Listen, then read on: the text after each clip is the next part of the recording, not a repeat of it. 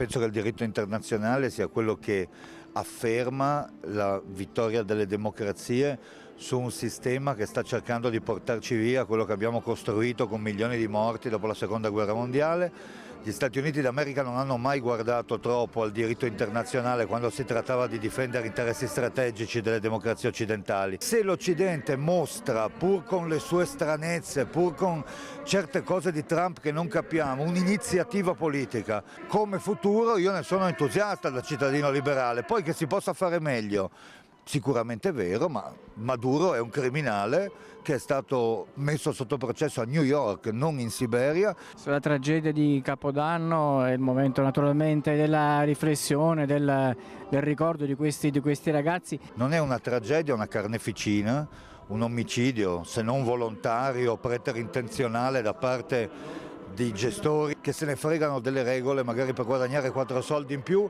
e che ci hanno mostrato che la Svizzera è esattamente come tutti gli altri paesi.